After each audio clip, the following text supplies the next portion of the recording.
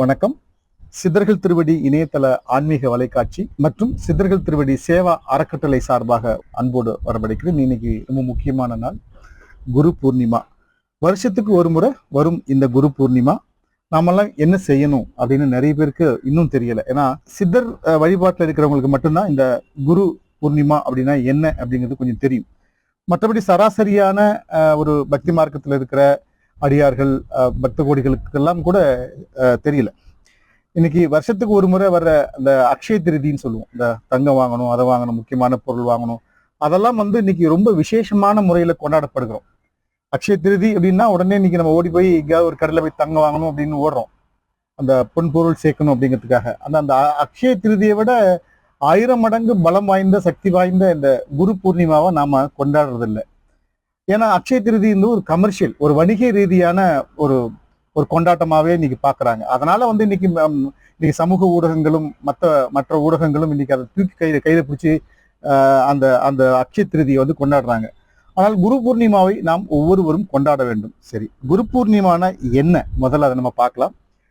குரு பூர்ணிமா அப்படிங்கிறது குருவுக்கு நாம் செய்யும் ஒரு ஒரு ஒரு வணக்கம் சொல்லலாம், இல்ல குரு வணக்கம் அப்படின்னு சொல்லலாம்.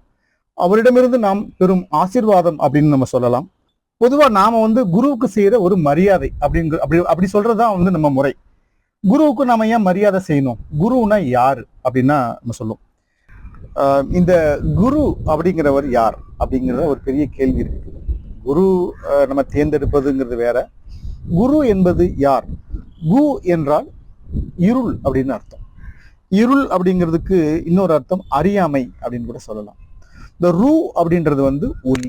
இந்த ஒளி என்பது நீக்குதல், அறியாமையை நீக்குபவர். இந்த குருன்றது அறியாமையை நீக்குதல் அப்படிங்கிறது தான் அர்த்தம். அதை யார் செய்கிறார்களோ அவர் குரு. அதனாலதான் அறியாமையை நீக்குபவர் குரு.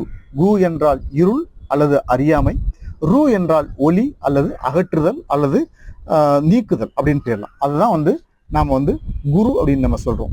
இப்ப இந்த குரு யாரெல்லாம் அப்படிங்கிறத நம்ம பார்க்கலாம். இப்ப நம்ம பக்தி மார்க்கத்துல இருந்து நம்ம பார்க்கிறோம், ஞான மார்க்கத்துல இருந்தும் பார்க்கிறோம். ஏன்னா பக்தி மார்க்கம் தான் அடிப்படை. அந்த பக்தி மார்க்கம் இல்லைன்னா ஞான மார்க்கத்துக்கு நம்ம போக முடியாது. அதாவது பக்தி மார்க்கம் என்பது ஒரு ஒரு பேசிக் எஜுகேஷன் மாதிரி. இப்ப நம்ம சொல்லுவோம் 1ஆம் கிளாஸ்ல இருந்து 10ஆம் கிளாஸ் வரைக்கும் படிப்போம் இல்லையா, அது ஒரு ஜென்ரல் எஜுகேஷன் சொல்லுவோம்.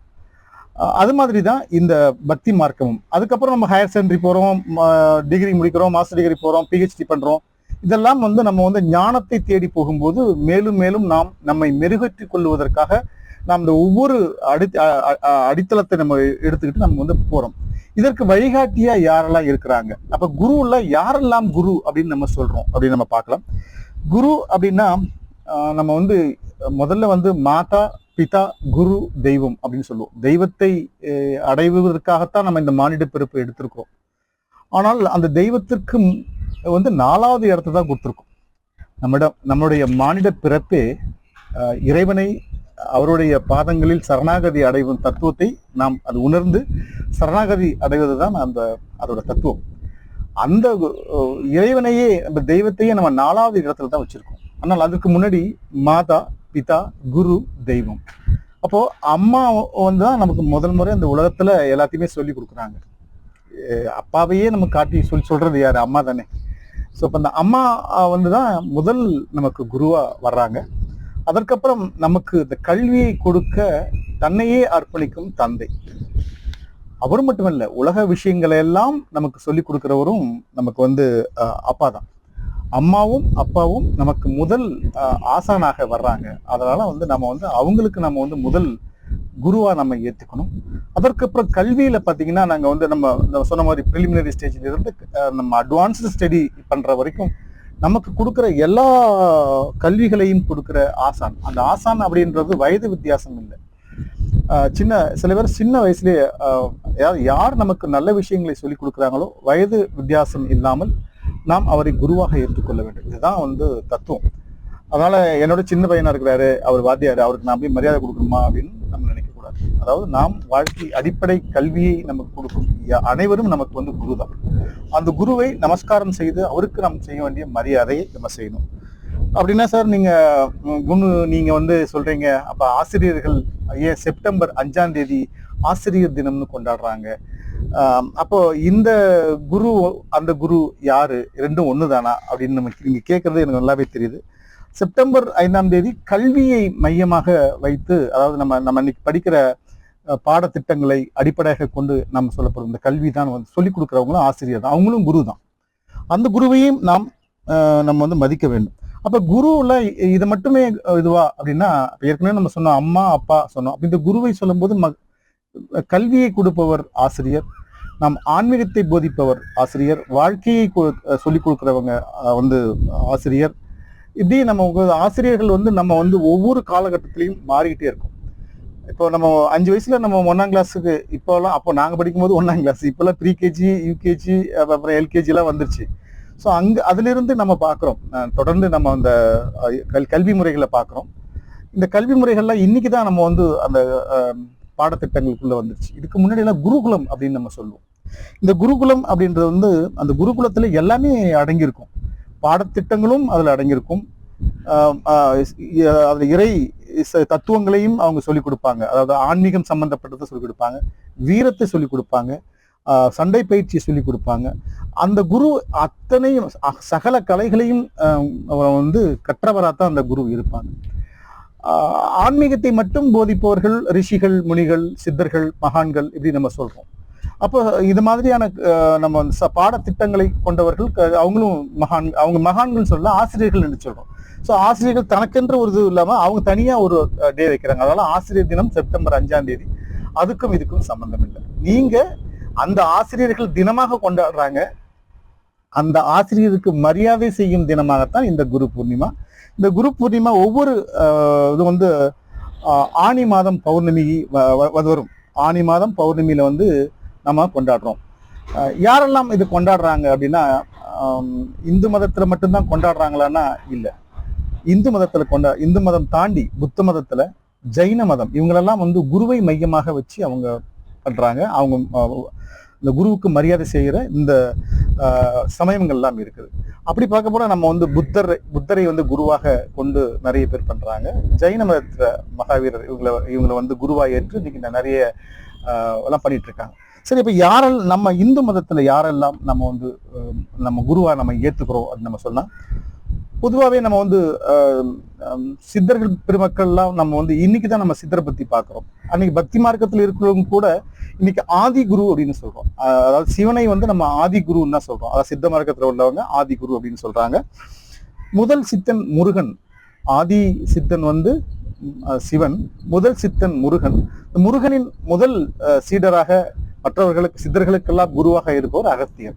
இந்த அகத்தியர் அப்ப மகாகுரு, அதாவது ஆதி குருன்னு சொல்ற சிவனையும், முதல் சித்தன் அப்படின்ற முருகனையும், சித்தர் பெருமக்களுக்கெல்லாம் தலைமை சித்தராக இருக்கிற அகஸ்தியன், இந்த கோடானகோணி தேவர்கள் எல்லாம் வந்து கும்பிடுற தட்சிணாமூர்த்தி, இவங்களெல்லாம் வந்து குருவாக ஏற்று இந்து மதத்தில் இருக்கிற நம்ம எல்லாருமே வந்து இந்த குரு பௌர்ணமி அன்றைக்கு, குரு பூர்ணிமா அப்படின்னு சொல்றாங்க, குரு பௌர்ணமி, ரெண்டும் பௌர்ணமி அன்னைக்கு தான் வருது. இந்த குரு பூர்ணிமாவில் இப்ப நாம வந்து யாரெல்லாம் குரு அப்படின்னு ஒரு ஐடென்டிபிகேஷன் வேணும் இல்லையா? ஒரு குருவை எப்படி மாணவர்கள் தேர்ந்தெடுப்பது, ஒரு குரு எப்படி மாணவனை தேர்ந்தெடுப்பது, மாணவன் குருவை எப்படி தேர்ந்தெடுப்பதுங்கிற அந்த நிறைய ஒரு கன்ஃபியூஷன் இன்னைக்கு உள்ள காலகட்டத்துக்கு நான் சொல்றேன். ஒரு காலத்துல நிறைய இருந்தது. ஒரு கட்டத்துல சிவபெருமான் வந்து கடும் தவத்துல இருந்து வருவார்னு உங்களுக்குலாம் தெரியும். அவர்கிட்ட ஒரு 7 ரிஷிகள் போய் உட்கார்ந்து இருக்காங்க. சிவன் கேட்டிருக்கிறார், என்ன வேணும் உங்களுக்கு அப்படிங்கும் போது, நான் உங்களை குருவாக நாங்கள்லாம் ஏற்று உங்களிடமிருந்து நிறைய உபாசனைகள் பெற வேண்டும் அப்படின்னு அவங்க கேட்குறாங்க. அப்படியா அப்படின்னு நினச்சிட்டு சிவன் என்ன பண்றாரு, கண்ணை மூடிட்டார். கண்ணை மூடி தியானத்துல இருக்கிறாரு. தியானத்திலிருந்து வெளியே பார்க்கும்போது 84 ஆண்டுகள், ஒரு நாள் 2 நாள் இல்லை. அப்பெல்லாம் தெரியும் ஒரு பிரம்ம நாள்னா என்ன, அதோட கணக்கெல்லாம் இருக்குது. ஒரு விதிகாசங்கள்ல நிறைய உண்டு. ஒரு பிரம்ம நாள்னா என்ன, ஒரு சிவன் நாள்னா என்னங்கிறதெல்லாம் நமக்கு சொல்றோம். இந்த ஒளி ஆண்டுகள்ல பத்தி பேசும்போது இன்னும் நிறைய இருக்கு, அது நம்ம வருங்காலத்துல நம்ம பேசுவோம். ஸோ அந்த ஒரு கண்ணை மூடி திறக்கிறதுக்கே 84 ஆண்டுகள். திறந்து பார்க்கும்போது அந்த 7 ரிஷிகளும் அப்படியே இருந்திருக்காங்க. அப்பதான் வந்து அவர் புரிஞ்சுக்கிட்டாரு, இவங்க தகுதியானவங்கன்னு. என்ன எப்படி அவர் புரிஞ்சுக்கிட்டாருன்னா, ஒரு மாணவன் என்பவர் குருவிடமிருந்து நிறைய பொறுமையை காட்டணும். என்னதான் இந்த பொறுமையை எந்த ஒரு மாணவனால் கடைபிடிக்கப்படுகிறதோ அவர்கள் குருவின் ஆசீர்வாதத்தை பெறுவார்கள் அப்படிங்கிறது தான் நமக்கு வந்து நம்ம சொல்றோம். அதனால வந்து எந்த ஒரு குருவும் வந்து மாணவனை எடுப்பார்கள் என்பதற்காகவும் மாணவர்கள் குருவை தேர்ந்தெடுப்பதற்கு முன்பு இந்த மாதிரியான ஒரு சில பரீட்சைகள்லாம் நடைபெறும். அதுல வந்து இந்த 7 ரிஷிகளுக்கும் அவர் தான் குருவாக இருந்து நிறைய உபாசனைகள் எல்லாம் செய்து நிறைய விஷயங்கள் எல்லாம் அவங்களுக்கு சொல்லி கொடுத்தாங்க குருவாக இருந்து. இப்படிதான் நம்ம வந்து குருவை நம்ம எப்படி தேர்ந்தெடுக்கணும், குரு எப்படி நம்மளை தேர்ந்தெடுப்பாங்க அப்படிங்கிறத பத்தி நம்ம பேசுறோம். ஏற்கனவே நம்ம வந்து பல பதிவுகளில் பார்த்திருக்கோம். இறைவனை தேடி நம்ம வந்து இறைவன்னா யாரு, குரு அப்படின்னாலே உங்களுக்கு மனமே குரு அப்படின்னு சொல்றாங்க. அப்ப நம்ம எண்ணம், நம்முடைய எண்ணங்கள் தான் நம்மளை செயல்படுத்து, எண்ணங்கள் தான் செயல் இல்லையா? அப்ப நம்ம குரு, இந்த மனம் என்ன சொல்லுதோ அதுதான் எண்ணங்களா செயலா மாறுது.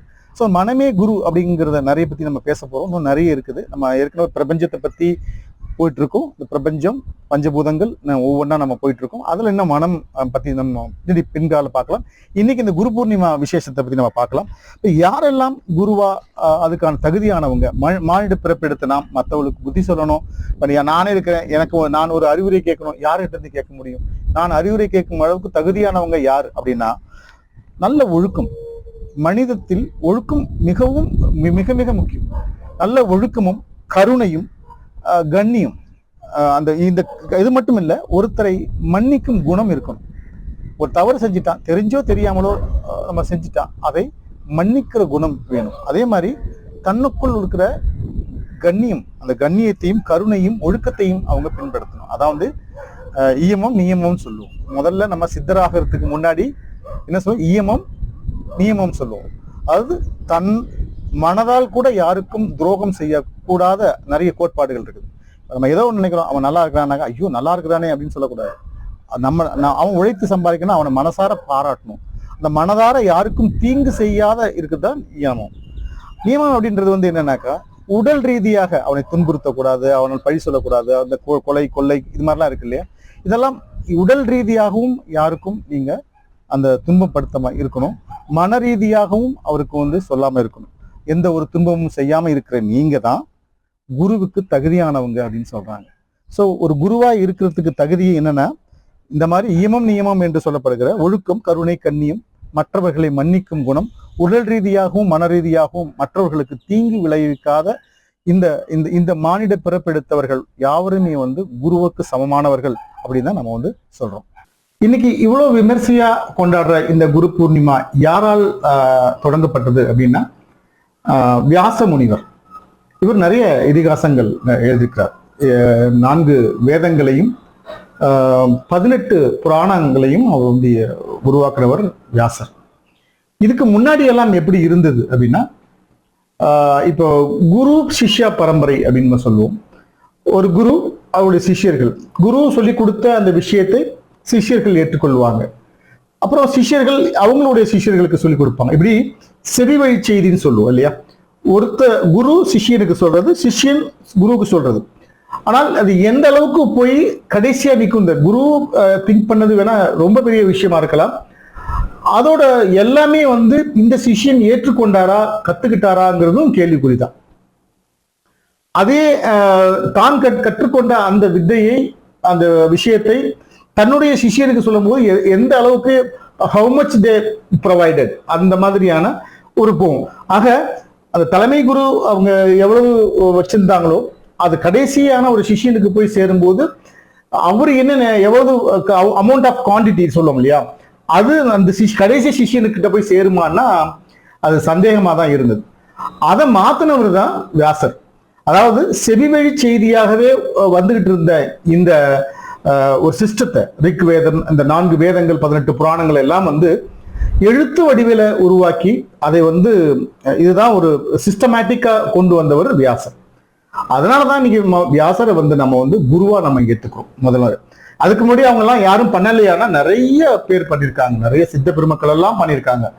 அவர்கள் எல்லாம் என்னன்னா எதுவுமே ஆத்தென்டிகேட்டடா இல்லை. இன்னைக்கும் சித்தர்களுடைய அந்த சூட்சம பாஷைகள்ல தான் நம்ம படிக்கிறோமோ கேட்கிறோமோ தவிர அதுல உண்மையான விளக்கம் நம்ம இன்னைக்கும் தெரியல. தஞ்சை சரஸ்வதி மகால்ல இருக்கிற அந்த இதெல்லாம் இன்னும் கூட நம்மளால படிக்க முடியல. அந்த ஓலைச்சுவடிகள் எல்லாம் முன்னால நம்மளால படிக்க முடியல. அதை படிச்சா இன்னும் எவ்வளவோ விஷயங்கள் நமக்கு கிடைக்கும் அப்படின்னு நான் நம்புறேன். ஸோ அதனால நம்ம வந்து இந்த இந்த குரு பூர்ணிமாவை நம்ம வழிபட அதாவது இருந்த முதல் காரணமாக இருந்தவர் வியாசர். ஸோ அதுக்கப்புறம் தான் நம்ம வந்து நிறைய குருமார்கள் அது காலம் வேற, அது இந்த யுகங்கள் கடந்தது. அந்த யுகங்கள் எல்லாம் கடந்து நாம் இன்னைக்கு வந்து கலிகாலத்தில் நின்றுட்டு இருக்கோம். அந்த கலிகாலம் என்பது உங்களுக்கு தெரியும், மிக கர்ண கொடூரமான காலமா இருக்குது. இந்த கலிகாலத்திலையும் நாமெல்லாம் இந்த ஆன்மீகத்தை தேடி ஓடிட்டு இருக்கோம், இறைவனின் பாதம் தேடி ஓடிக்கொண்டிருக்கோம். இந்த குரு பூர்ணிமா என்பது அதற்கெல்லாம் பயனுள்ளதா இருக்கும் நான் நம்புறேன். குருவை எப்படி வணங்குறது? இப்ப பொதுவா நம்ம வந்து பக்தி மார்க்கத்துல இருக்கிறவங்க, ஞான மார்க்கத்துல இருக்கிறவங்க, பக்தி மார்க்கத்துல இருக்கிறவங்க பூஜை புனஸ்காரங்கள், மந்திரங்கள், உச்சாடனைகள் இதெல்லாம் நிறைய சொல்லுவாங்க. ஞான மார்க்கத்துல இருக்கிறவங்க தன்னை அறிந்தாலே போதும், எதுக்கு அதெல்லாம் ஒண்ணுமில்லை, எளிமையா நம்ம செஞ்சுட்டு போறோம், குருவை வணங்குதானே அப்படின்னு நம்ம சொல்லுவாங்க.